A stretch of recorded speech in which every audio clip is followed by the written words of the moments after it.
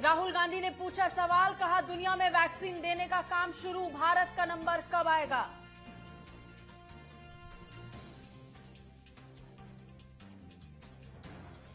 किसान दिवस के मौके पर रक्षा मंत्री राजनाथ सिंह ने ट्वीट कर दी शुभकामनाएं, कहा सरकार किसानों के साथ बातचीत कर रही है।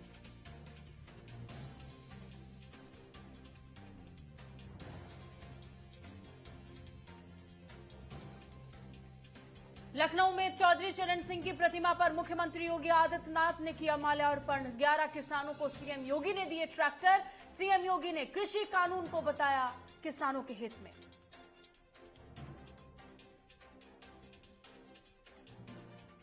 देश में कोरोना के करीब 24,000 नए केस आए सामने। एक्टिव मरीजों का आंकड़ा पहुंचा 3 लाख के नीचे। 27,000 मरीजों का इलाज जारी।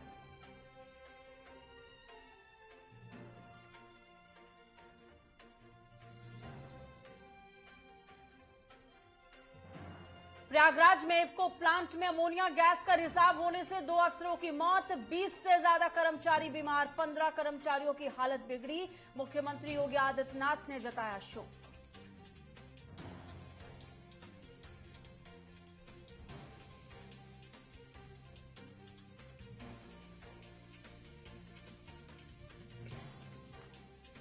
वंदे मातरम, आप देख रहे हैं नेटवर्क 10, आपके साथ मैं हूं सांची त्यागी। कृषि कानून के खिलाफ दिल्ली के अलग अलग बॉर्डर पर जारी किसान आंदोलन का आज 28वां दिन है।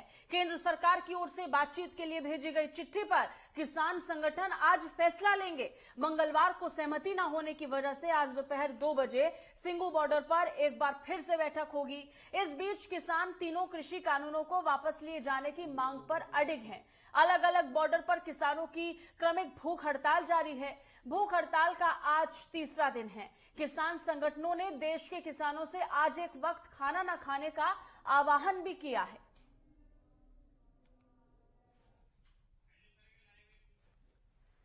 तो आपको ये बता दें कि दोपहर 2 बजे सिंगू बॉर्डर पर अहम बैठक शुरू होने वाली है। कल कोई निष्कर्ष नहीं निकल पाया था।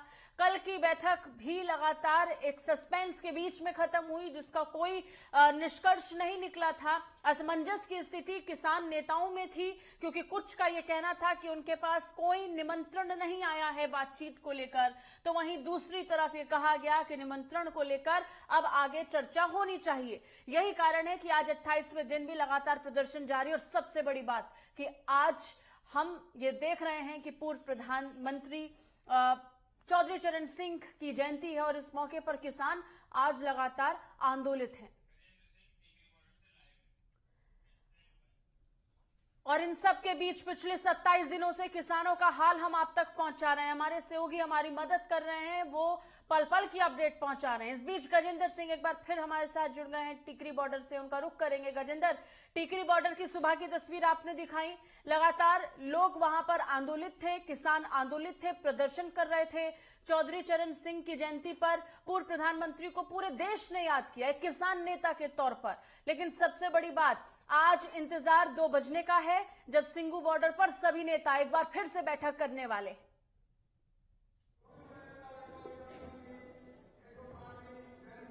जी बिल्कुल, आज 28वां दिन है किसान आंदोलन का। सबसे पहले इस आंदोलन की अगर कहा जाए तो नींव जो रखी गई थी वो सिंधु बॉर्डर पे रखी गई थी। जितने भी प्रतिनिधि हैं, जितने भी बड़े नेता हैं किसानों के, वो सभी सिंधु बॉर्डर पे जो है वहीं पे अपनी मीटिंग करते हैं। उसके बाद जो दूसरा नाम अगर आता है तो वो आता है टीकरी बॉर्डर का, जहाँ पे इस वक्त हम हैं। और मेरे पीछे आपको मंच भी दिखाई दे रहा होगा कि इसी मंच से जो है सभी को एड्रेस किया जाता है। सारे नेता, सारे भाषण यहीं से ही दिए जाते हैं। और इस वक्त मैं आपको बता दूं कि यहाँ जो है 11 जो किसान हैं वो क्रमिक तरीके से जो है अनशन पे बैठे हुए हैं। 11 जब अब 24 घंटे का अपना पूरा अनशन पूरा कर लेंगे तो उसके बाद दोबारा 11 जो किसान हैं वो फिर आके अनशन पे बैठेंगे। आज 2 बजे की बात हुई है। 2 बजे बहुत ही अहम समय है, जिस समय सिंधु बॉर्डर पे जो है मीटिंग शुरू होगी और उसमें ये फैसला किया जाएगा कि कि किस तरीके से सरकार से आगे बात करनी है, किन बिंदुओं पे बात करनी है या पूरी तरीके से रद्द कराना है, ये सारी चर्चाएं आपस में करेंगे। यहाँ टीकरी बॉर्डर के जो नेता हैं वो भी लगातार फोन से भी और कुछ जो हैं वहां गए हुए हैं सिंधु बॉर्डर पे बात करने के लिए। या हम रोज देखते हैं कि जब भी कोई सिंधु बॉर्डर से अगर कोई भी अपडेट आती है तो वो 5 बजे के आसपास आती है, 5 साढ़े 5 बजे जो है सिंधु बॉर्डर से जो है एक किसानों की पीसी की जाती है, उसी में ही जो है बताया जाता है। तो लगभग वही है, थोड़ा लंबा समय जरूर लग सकता है, लेकिन आज शायद हो सकता है। कल हमने देखा कि किसानों की तरफ से एक फैसला लिया जाना था, इन किसान नेताओं को एक फैसला लेना था। फैसला इस बात पर लेना था कि क्या सरकार द्वारा भेजे गए प्रस्ताव को लेकर वो हामी भरेंगे या नहीं। सरकार ने एक बार फिर से एक पहल की, बातचीत की, तो किसान नेताओं के बीच में ही असमंजस की स्थिति नजर आ रही है। कुछ का कहना है कि निमंत्रण नहीं आया है, दूसरे और कहा जा रहा है कि निमंत्रण आया है। ऐसे में क्या ये एक रणनीति के तहत सरकार ने इसको चला है कि कहीं ना कहीं कोशिश ये की जाए कि किसानों को ही असमंजस की स्थिति में डाला जाए और इस आंदोलन को कमजोर किया जाए? गजेंद्र जी बिल्कुल, हमारी कुछ किसान नेताओं से भी बात हुई थी, कुछ किसानों से भी बात हुई थी। उनका कहना यही है कि हाँ, कुछ जो किसान नेता हैं उनको जो है चिट्ठी नहीं गई है और कुछों को जो है ये प्रस्ताव गया है। तो ये इसलिए किया गया है कि जो किसान उनको लग रहा है कि उनके पक्ष में शायद जा सकते हैं तो उन्हीं को जो है ये चिट्ठी भेजी गई है। लेकिन अगर हम बात करें तो ये जितने भी किसान नेता हैं ये आपस में ही बात करने के बाद ही कोई डिसीजन लेते हैं, अपना जो आखिरी जो बातचीत है वो रखते हैं सामने। तो अभी इसलिए ही कल जो है सिंधु बॉर्डर पे कोई निष्कर्ष नहीं निकला। तो आज ये कोशिश कर रहे हैं कि जिनके पास चिट्ठी गई है और जिनके पास चिट्ठी नहीं गई है वो सब आपस में बैठ के बात करेंगे और इस पे चर्चा करेंगे कि अगर जाया जाए तो किन बिंदुओं पे जाया जाए, क्या बात की जाए। और सबसे बड़ी बात उन्होंने ये बोला कि हम इस पे तभी बात करने को सरकार से अब राजी होंगे जब कोई उसमें एक कोई प्रमुख चेहरा होगा। पुराने चेहरों के साथ हम लोग बात नहीं करेंगे। या तो राजनाथ सिंह आए या खुद प्रधानमंत्री नरेंद्र मोदी आए, और ये बीते कई वक्त से हम देख भी रहे हैं, उनकी तरफ से कहा गया कि प्रधानमंत्री सामने आए, सबके बीच में आए, हम बात करेंगे। हालांकि वो शायद मुमकिन नहीं है या शायद अभी होना थोड़ा मुश्किल नजर आ रहा है। बहुत बहुत शुक्रिया गजेंद्र, तमाम जानकारी के लिए, हमारे साथ जुड़ने के लिए। अपडेट्स हम तक पहुंचाते रहिएगा। किसानों के आंदोलन को आज 28 दिन हो चुके हैं। ऐसे में दिल्ली से सटे हुए कई बॉर्डर पर किसान अभी भी धरना दे रहे हैं। किसानों का कहना है कि जब तक सरकार तीनों नए कृषि कानूनों को वापस नहीं लेती है तब तक किसान इसी तरीके से धरने पर बैठे रहेंगे। इसी बीच आज पूर्व प्रधानमंत्री और किसानों के मसीहा कहे जाने वाले चौधरी चरण सिंह का 118वीं जन्म जयंती भी है। इसी मौके पर गाजीपुर बॉर्डर पर किसान चौधरी चरण सिंह के जन्म दिवस पर हवन और यज्ञ कर रहे हैं। भाजपा के राष्ट्रीय प्रवक्ता राकेश टिकैत का कहना है कि चौधरी चरण सिंह के जन्म दिवस को बहुत ही धूमधाम से मनाया जाएगा और हवन के बाद खीर का भोग भी लगाया जाएगा। वहीं धरना प्रदर्शन को लेकर उनका कहना है वो बातचीत के लिए तैयार हैं। अगर सरकार प्रस्ताव भेजती है तो किसान जरूर बात करेंगे। तो पूर्व प्रधानमंत्री चौधरी चरण सिंह की आज जयंती, आज के दिन राष्ट्रीय कृषक दिवस के रूप में पूरे देश किसानों को याद करता है, किसानों के उनके समर्थन को याद करता है। किसी भी घर में अगर कोई 2 वक्त की रोटी खा पाता है तो उसके पीछे किसान की भूमिका बहुत महत्वपूर्ण है। और आज की विडंबना यही है कि जिस बीच किसानों को लेकर हम राष्ट्रीय कृषक दिवस मना रहे हैं, जिस भूख के लिए हम शुक्रिया अदा किसानों का करते हैं, आज उसी भूख के लिए वही किसान भूख हड़ताल पर बैठे हैं और ये पिछले कई दिनों से चल रहा है। और इस बीच सवाल ये कि सरकार की आंखें कब खुलेंगी। ट्विटर पर नजर डालते हैं तो लगातार ये दावे किए जाते हैं कि किसानों के हित नहीं छीने जाएंगे, किसानों के साथ सरकार खड़ी है। और अगर खड़ी है तो 28 दिन तक इनका ये प्रदर्शन सरकार ने कैसे बर्दाश्त कर लिया? क्या सरकार कोई निष्कर्ष तक नहीं निकाल पा रही है? इस बात को लेकर सवाल लगातार हर पक्ष की तरफ से उठे। लेकिन आज जब हम किसान नेता चौधरी चरण सिंह को याद करते हैं तो ये सबसे बड़ी और उनकी लोकप्रियता की मिसाल ही है कि उनको पूर्व प्रधानमंत्री से पहले किसान नेता के तौर पर जाना चाहता है। और संसद में बोला गया उनका किसानों को लेकर भाषण प्रख्यात है। सर 118वीं जयंती है, क्या किस तरीके से किया है? हवन वगैरह किया है? हवन चल रहा है यहाँ पे। और आने दीजिए और लोगों को। चौधरी चरण सिंह जी भी आर्य समाज थे और वे हमन करते थे और हम भी जब भी कोई शुभ काम होता है तो हमन से उसकी शुरुआत होती है। ये एक पद्धति है। खीर भी बनाई जाएगी आज 118 किलो। हाँ बना रहे, खीर तो चल रही है। हाँ बना रहे। अच्छा, आंदोलन की अगर बात करूँ, आज 28वां दिन है, ऐसे में क्या अगली रणनीति है? बुलाया है किसानों को, तो आज जाएंगे क्या? नहीं, किसानों को तो नहीं बुलाया, सरकार की तरफ से बुलाया गया? नहीं अभी कोई वो नहीं है, सरकारी ऑथेंटिक वो नहीं है। तो अगर बुलावा आता है जाएंगे इस बार? हम क्या मने कर रहे हैं? हम क्या मने कर रहे हैं? हम तो इंतजार में यही है कि सरकार हमको बुलावे और हम बात करें। लेकिन जो पहले ही बुलाया है, लेकिन कोई अभी तक निष्कर्ष निकल कर आया नहीं है। जब सरकार सुधर जाएगी, सरकार मान जाएगी, हम जाते रहेंगे। हमारे इशू वही है, हमारे मुद्दे वही है, हमारे सब चीज वही है। सरकार बुलाएगी, हम जाएंगे, फिर बात करेंगे। और इन सब के बीच दिल्ली से सटे गाजियाबाद में अब गाजीपुर बॉर्डर जाम होने के साइड इफेक्ट देखने लगे हैं। आपको बता दें, यहां कारोबार करने वालों को अब परेशानियों का सामना करना पड़ रहा है। दरअसल दूध का काम करने वाले कारोबारी इस समय बेहद परेशान हैं। धरने से पहले उनकी डेयरी का दूध दिल्ली और फरीदाबाद जाता था, लेकिन गाजीपुर बॉर्डर पर आवाजाही न होने के चलते दूध अब खराब हो रहा है। ऐसी ही एक डेयरी गाजियाबाद के मडिया गांव की है, जिसके संचालक अरुण और राहुल का कारोबार ठप पड़ा हुआ है और इसका असर उनकी रोजी रोटी पर भी पड़ रहा है।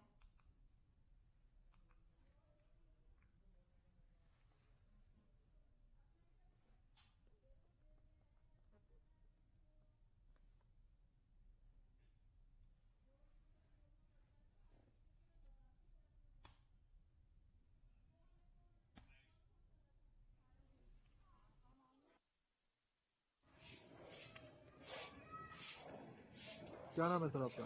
मेरा नाम अरुण तेवतिया। और जी आप भैंस का कारोबार करते हैं, दूध बेचते हैं, कहाँ कहाँ सप्लाई जाती है आपकी? भैया हमारा दूध ज़्यादातर भारी सप्लाई होता है, जैसे दिल्ली हुआ, फरीदाबाद हुआ, यहाँ पे जाता है। सर बॉर्डर भी ब्लॉक कर रखे हैं किसानों ने, कितना नुकसान हो रहा है आपको? भैया नुकसान तो है, दूध जाने में दिक्कत है, आने जाने में दिक्कत है, तो नुकसान तो है। नुकसान हो रहा है काफ़ी। नुकसान है, लेकिन किसान भाइयों के लिए अगर सरकार इसको जल्द से जल्द निपटाए तो ज़्यादा अच्छा होगा। लखनऊ में पूर्व प्रधानमंत्री चौधरी चरण सिंह की प्रतिमा पर मुख्यमंत्री योगी आदित्यनाथ ने माल्यार्पण किया। इसके बाद लोक भवन में किसान सम्मान दिवस कार्यक्रम में मुख्यमंत्री योगी आदित्यनाथ ने किसानों को बड़ा तोहफा दिया।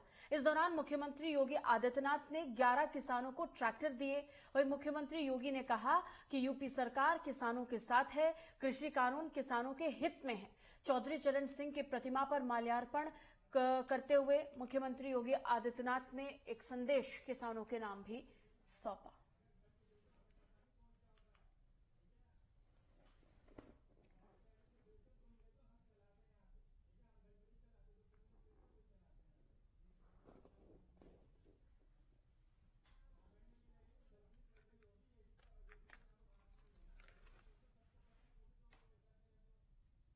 तो जिस बीच चौधरी चरण सिंह की आज जयंती है, तो उसको लेकर लखनऊ में भी एक विशेष प्रोग्राम किया गया।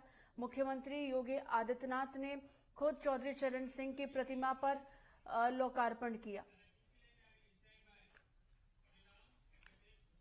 देश में कोरोना वायरस के मामले थमने का नाम नहीं ले रहे हैं। इसके साथ ही कोरोना के चलते होने वाली मौतों का सिलसिला भी लगातार जारी है। इस बीच एक बार फिर 20,000 से ज्यादा नए कोरोना वायरस के मरीजों की पुष्टि हुई। देश में पिछले 24 घंटे में कोरोना वायरस के करीब 24,000 संक्रमित मरीजों की पुष्टि हुई।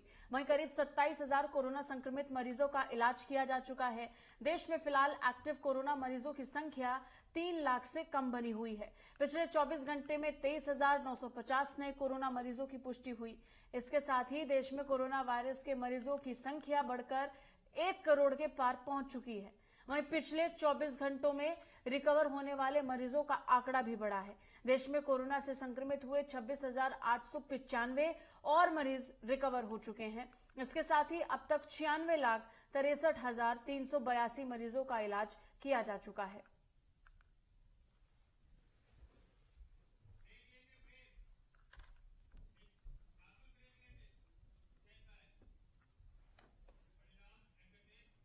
इसी के साथ एक छोटे से ब्रेक के लिए रुकेंगे। ब्रेक के बाद खबरों का सिलसिला लगातार जारी रहेगा। बने रहिए हमारे साथ।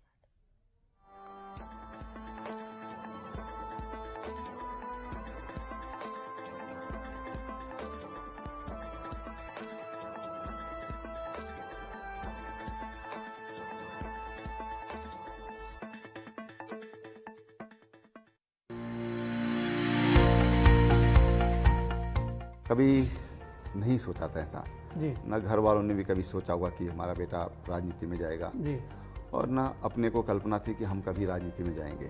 न जी भर के देखा न कुछ बात की।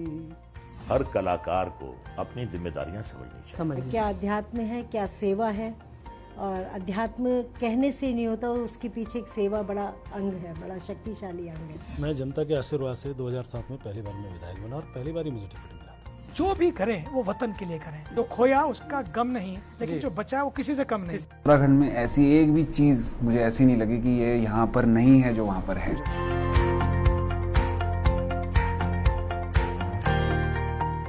सारा आलम सो जाए तुम मुझे से।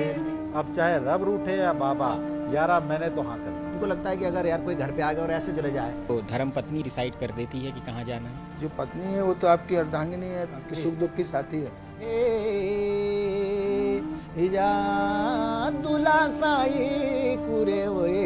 जो अपना सोचते हैं तो वो करके ही रहना है। और मेरा सौभाग्य है कि मेरे को ऐसी पत्नी। सब्जी लेने तो मैं भी जाता हूँ, कहाँ जाता हूँ। हम लोग दोनों जाते हैं। और खास तौर से जो पति पत्नी होंगे तो वे के संदर्भ में ये बहुत सुंदर पहल छा। पूरे हुए राजा रे मालो साई।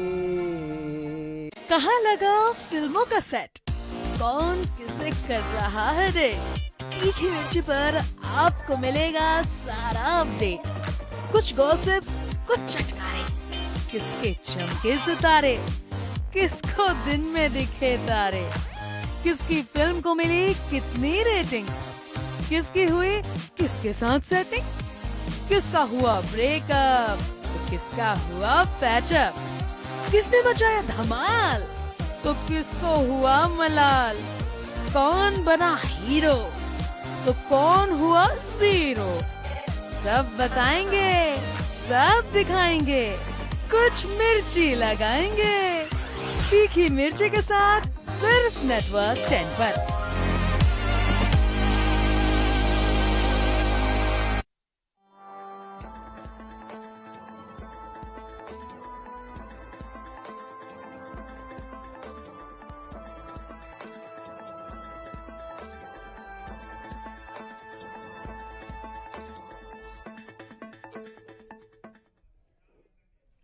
ब्रेक के बाद एक बार फिर से स्वागत है आपका। खबरों का सिलसिला आगे बढ़ाएंगे और अब बात नोएडा की करेंगे। नोएडा सेक्टर 39 थाना क्षेत्र के एक्सप्रेस वे के महामाया फ्लाईओवर के पास फर्नीचर मार्केट में भीषण आग लग गई। देखते ही देखते आग ने विकराल रूप ले लिया। सूचना मिलते ही दमकल की 4 गाड़ियां मौके पर पहुंची। फिलहाल आग लगने के कारणों का पता नहीं चल पाया है।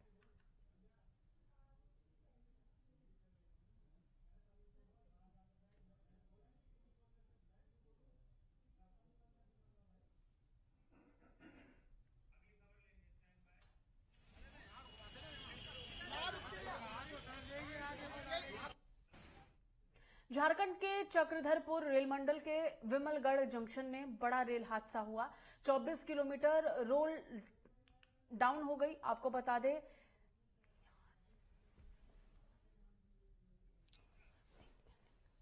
मालगाड़ी ट्रेन 110 किलोमीटर की रफ्तार से ये पूरा हादसा हुआ। कई रेल फाटकों को क्रॉस करते हुए गुजर रही थी और इसी दौरान ये बड़ा हादसा हुआ।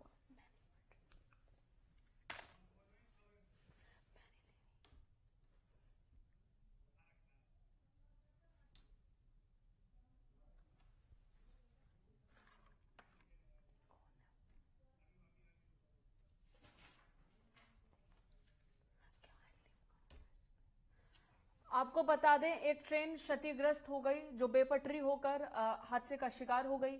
110 किलोमीटर की रफ्तार से ये ट्रेन आ रही थी जिस दौरान ये बड़ा सड़क हादसा हुआ। तस्वीर देखकर अंदाजा लगाया जा सकता है कि कितना बड़ा ये हादसा रहा होगा। हालांकि राहत की बात ये है कि ये वाहन वाली रेलगाड़ी नहीं थी, ये मालगाड़ी थी। एक जगह से दूसरी जगह माल ले जाने के लिए इसका इस्तेमाल होता था। आपको बता दें कि झारखंड के चक्रधरपुर रेल मंडल के विमलगढ़ जंक्शन में ये बड़ा हादसा हुआ है।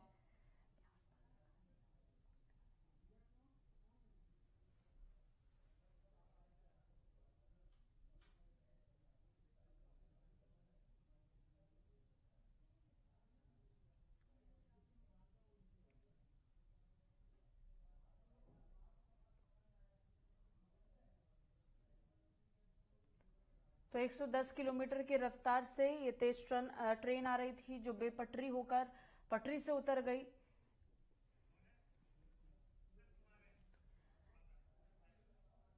ज्यादा जानकारी के साथ हमारे सहयोगी सूरज कुमार जुड़ गए हैं झारखंड से, उनसे बात करेंगे। सूरज, ताजा मामला क्या निकल कर सामने आ रहा है, इसमें पूरी जानकारियां क्या कुछ मिल रही है, अधिकारियों की तरफ से कुछ कहा गया? रेस्क्यू ऑपरेशन जारी है, वहां पे बड़े बड़े क्रेन वहां पे मंगाए गए हैं। जो भी रेलवे ट्रैक हो या फिर जो मालगाड़ी के बोगियां हो जो क्षतिग्रस्त हुए उसे दुरुस्त करने का काम किया जा रहा है। लेकिन राहत की बात यह है कि उस रेलवे ट्रैक में चकरदरपुर डिवीजन में जहां ये हादसा हुई है, बीमलगढ़ स्टेशन और बरसावा स्टेशन के बीच में ऐसी ट्रेन जहाँ पे पैसेंजर हो या फिर एक्सप्रेस ट्रेन हो वो वहाँ पे इस ट्रैक में नहीं चलती, सिर्फ मालगाड़ियां ही चलती है। तो जाहिर तौर पर कल जिस तरह से देर रात में ये हादसा हुआ बीमलगढ़ रेलवे स्टेशन सूरज, कैसे पेश आया ये हादसा, क्या कारण रहे हादसे के पीछे?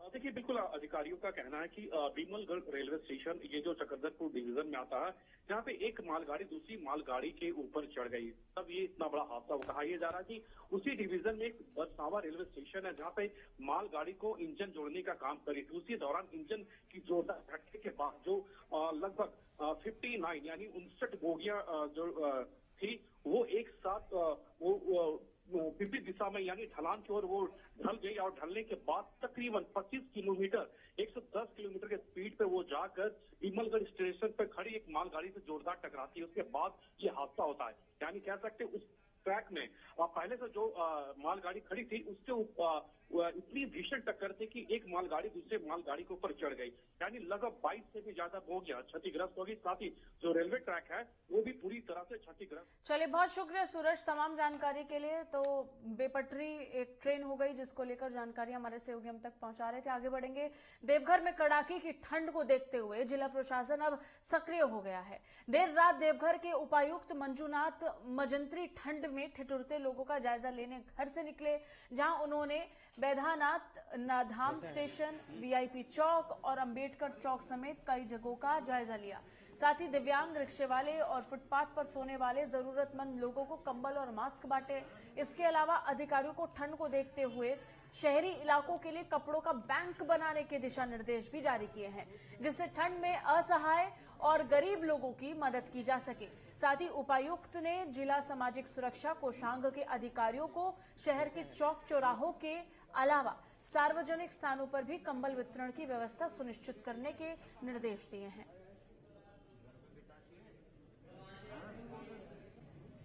ठंड के मौसम जो कनकनी जो चल रही है, तो सभी हम प्रशासनिक पदाधिकारी सब जगह जा रहे हैं।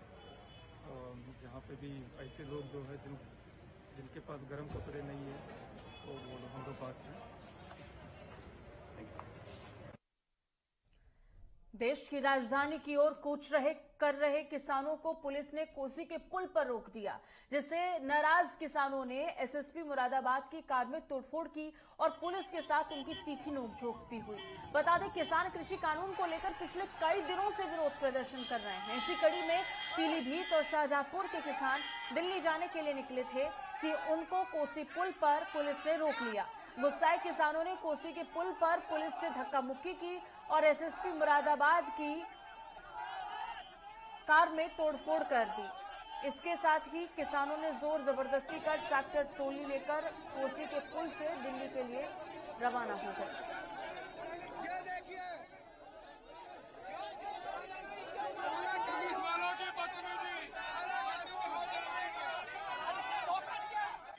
खबर यूपी के गोंडा से, जहां बलरामपुर पुलिस और बदमाशों के बीच मुठभेड़ हुई, जिसमें एक अपराधी घायल हो गया। साथ ही में एक सब इंस्पेक्टर और कांस्टेबल भी मुठभेड़ में घायल हो गए।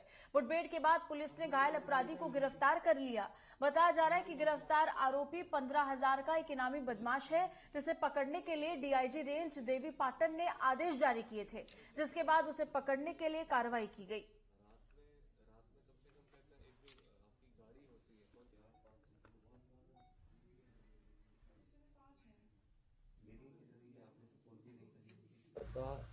थाना कोतवाली देहात बलरामपुर में एक क्रैकडाउन हुआ है, जिसमें सूचना मिलने पे एक अभियुक्त की सूचना मिलने पे एसएचओ और उनकी टीम ने मिलकर एक यहाँ पर एक अपराधी के साथ इनका क्रैकडाउन हुआ है। अपराधी का नाम शनि पत्थरकट है और ये बस्ती जनपद से वांछित था गैंगस्टर के मुकदमे करीब 2 साल से आधा दर्जन से ऊपर इसके हत्या के प्रयास और चोरी आदि गंभीर अपराध है जो अभी तक पता लगा है। और भी हम पता कर रहे हैं कि इस पर क्या क्या चाहे वो पुरस्कार है, क्या इसकी केस हिस्ट्री है। रहने वाला ये थाना देहात का था, काफ़ी टाइम से एब्सकॉन्डिंग था बस्ती से और उसको आज पकड़ा गया है। और ड्यूरिंग क्रैकडाउन पुलिस के लोग भागते हुए थोड़े गिरे हुए थे, तो उससे हल्की सी स्मॉल माइनर का जितना करोटे वगैरह है। बाकी जो अभियुक्त है वो भी अस्पताल में ठीक है। कैराना कांदला थाना क्षेत्र के गांव खंद्रावली में हुए दोहरे हत्याकांड का पुलिस ने खुलासा कर दिया है। पुलिस ने आरोपी ग्राम प्रधान को गिरफ्तार कर लिया। पुलिस ने हत्यारोपी के कब्जे से तमंचा कारतूस भी बरामद किया। पुलिस की गिरफ्त से अभी भी 2 आरोपी बाहर हैं, जिनकी गिरफ्तारी के लिए पुलिस जगह जगह दबिश दे रही है।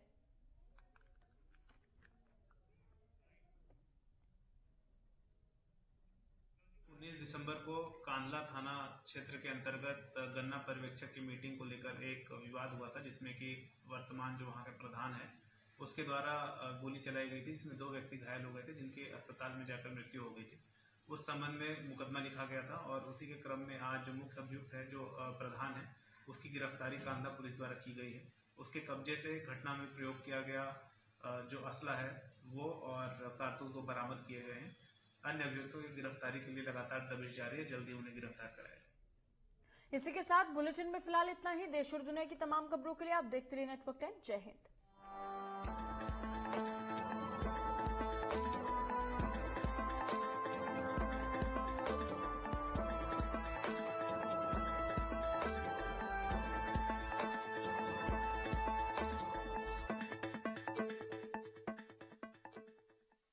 एक चेहरा जो समझता है खबरों की